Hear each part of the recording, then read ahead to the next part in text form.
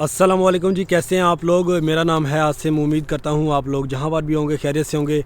आज की इस वीडियो में मैं आपको बताऊँगा कि आप कनाडा में घर ख़रीद कर कैसे पैसे कमा सकते हैं और कैसे आप बिल्कुल फ्री रह सकते हैं। आपको मैं बताता हूँ। सबसे पहले मैं आपको व्यू करवा दूँ यहाँ का, कि मेरे पीछे रिवर जा रहा है, आपको नज़र आ रहा है,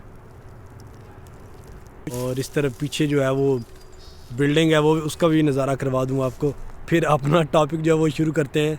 चले जी, सही है। अच्छा, तो कनाडा में घर ख़रीदें, पैसे कमाएं और ख़ुद फ्री में रहें। कैसे? कनाडा में जब आप कोई भी घर लेते हैं तो आप फ़र्ज़ करें एक आपने घर ले लिया, जिसमें अगर आप पहले बात कर लेते हैं, अगर आप अकेले हैं कनाडा में हैं तो किस तरह आप जो है वो घर लेकर उससे कैसे आप जो है वो पैसे कमा सकते हैं, कैसे आपको पैसिव इनकम आ सकती है और ख़ुद कैसे आप फ्री में रह सकते हैं। फ़र्ज़ करें कि आपने 4 लाख का घर ले लिया और उसमें तकरीबन 6 रूम्स हों, और यहाँ मैनिटोबा में अब $4 लाख का ऐसा घर मिल जाता है जिसमें 6 रूम्स हों, 3 वाशरूम होते हैं।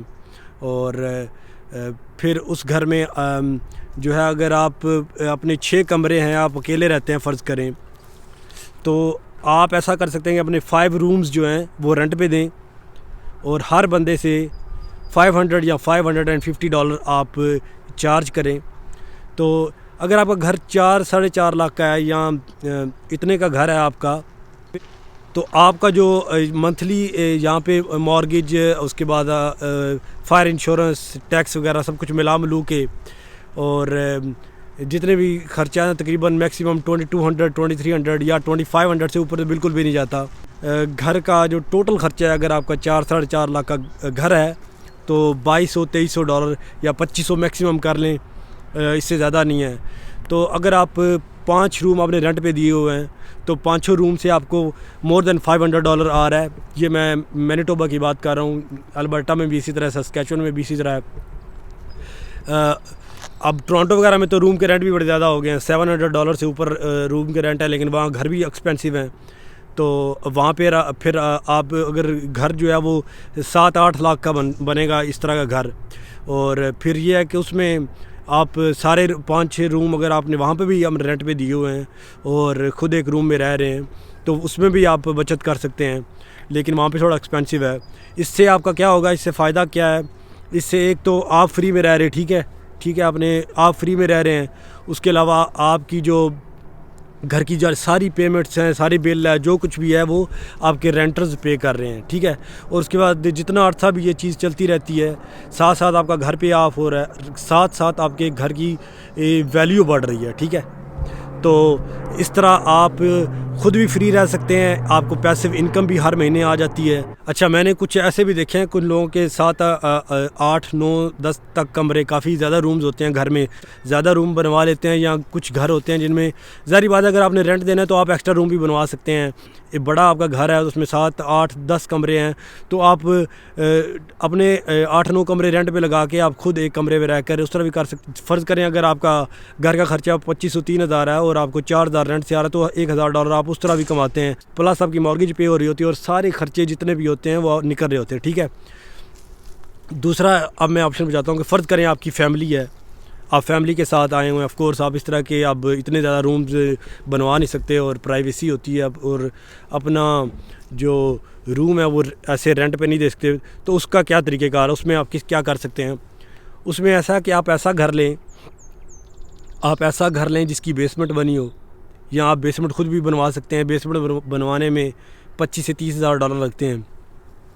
तो आप ऐसा घर लें जिसकी बेसमेंट हो, आप खुद ऊपर रहें और नीचे बेसमेंट जो है वो रेंट पे दे दें। अब बेसमेंट जो मैनिटोबा, सस्कैचुअन, अल्बर्टा, यहाँ पर तकरीबन $1000 की रेंट पे चढ़ती है अगर 2 बेडरूम है। और टोरंटो वगैरह में यही बेसमेंट जो है वो 1700 से ऊपर चली जाती है बेसमेंट। तो आप खुद रह रहे होते हैं तो आपकी अब ये तो नहीं कह सकते कि सारे पेमेंट जो खर्चे हैं वो बेसमेंट वाले दे रहे हैं, लेकिन फिर भी आपको $1000-1500 आपको बेसमेंट अगर रेंट पे देंगे तो आपको वो आ जाएगा। तो उसमें आपकी मॉर्गेज देने में काफ़ी आसानी हो जाएगी। और बाकी जो रह जाएगा वो आप खुद देंगे। तो इस तरह आप घर लें और रेंट पे दें। एक तो ऑफ कोर्स आपको रेंट उधर से आएगा $1500 या $1000 पर मंथ आएगा, वो आपके लिए फ़ायदेमंद होगा, वही आप मॉर्गेज में डाल सकते हैं। फिर रेंट में देने का फ़ायदा ये होगा कि आपको खुद बहुत ज़्यादा पैसे इसमें डालने नहीं पड़ेंगे। तो इस तरह है कि अगर आप कनाडा में घर लेते हैं और रेंट पे देते हैं तो इस तरह एक तो साथ साथ आप पैसे भी कमाते हैं। खुद अगर अकेले हैं तो फ्री भी रह सकते हैं, लेकिन फैमिली है तो फिर थोड़ा बहुत आपको जो ख़र्चे करने पड़ते हैं। ज़ाहिर बात है बेसमेंट में इतने ज़्यादा पैसे नहीं आते, आपको $1000-1500 ही आएगा और आपके घर का ख़र्चा तो तकरीबन 2500 है, बाकी $1000 या जितना भी है आपको ख़ुद देना पड़ेगा।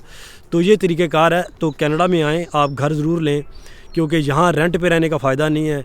अगर रेंट पे रहेंगे तो इसका मतलब ये है कि आप मॉर्गेज किसी को पे कर रहे हैं, लेकिन अगर किसी ऐसे छोटी जगह पर हैं, छोटे टाउन में है जहाँ आपका रेंट जो है वो 600 है, 700 है, तो फिर फ़र्क नहीं पड़ता, आप रह सकते हैं, रेंट पे भी रह सकते हैं।